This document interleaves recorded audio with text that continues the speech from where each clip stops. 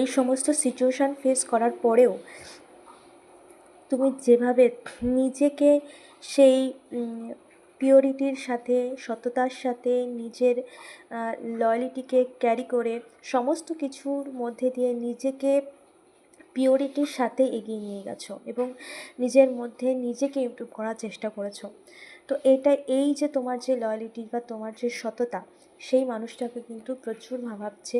তার মন হয়তো সে দূরে থাকলেও কিন্তু কোথাও না কোথাও তুমি তার মধ্যে জুড়েই রয়েছো, বা তার মনে তোমার প্রতি সেই শ্রদ্ধা বা সেই কোনো না কোনো সময় সে ভাবেই যে তুমি কতটা পিওর, তুমি কতটা পিওরিটির সাথে তোমার জীবনে সমস্ত দিক থেকে এত খারাপ সিচুয়েশনের মধ্যে দিয়েও সেই পিওরিটিকে ক্যারি করে নিয়েছো, বা সেই পিওরিটিকে তুমি নিজের মধ্যে সেই পিওরিটির মধ্যে দিয়েই নিজের জীবনের সমস্ত বাধা বিঘ্নকে অতিক্রম করে চলেছ।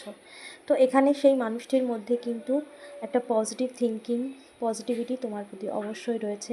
সেই মানুষটি ভাবে যে এত কিছুর পরেও তুমি তোমার পিওরিটিটাকে কমপ্লিটলি ধরে রেখেছো, এবং সিচুয়েশান তোমার জীবনে এতই টাফ, এই সিচুয়েশানটা অত্যন্ত একটা পেইনফুল এবং ভীষণ টাফ একটা সিচুয়েশান, যে সিচুয়েশানটা তুমি কিন্তু পুরোপুরিভাবে একদম পুরোপুরিভাবে তুমি সেই সিচুয়েশানে নিজেকে ইমপ্রুভ করার চেষ্টা করেছো, নিজের সততাকে ইমপ্রুভ করতে চেয়েছো, বা নিজের সততার মধ্যে দিয়ে এগিয়েছো, এবং তুমি তোমার লাইফে সেই লাইটের দিকেই এগোচ্ছো।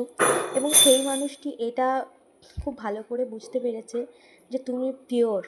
যে যাই বলুক, আগে কোনো না কোনো মানুষের কথায় সে অনেক কিছু বিশ্বাস করেছিল, অনেক কিছু শুনেছিল, ভেবেছিল, তোমার সাথে অনেক কিছু করেছিল, কিন্তু তার মধ্যে সেই ক্ল্যারিটি এসে গেছে যেখানে সে বুঝতে পারছে তুমি পিওর, বা তোমার সম্বন্ধে এতদিন যা কিছু সে লোক মুখে অন্যের কথাকে বিশ্বাস করে যা কিছু শুনেছিল বা যা কিছুকে সে সত্যি ভেবেছিল, সেগুলো কখনোই সত্যি ছিল না। সেটা কোনো না কোনো নেগেটিভ মানুষের একটা মন গড়া গল্প, সেটা সে বুঝতে পেরেছে, এবং তোমার পিওরিটি তাকে ভাবায়, সত্যি ভাবায়।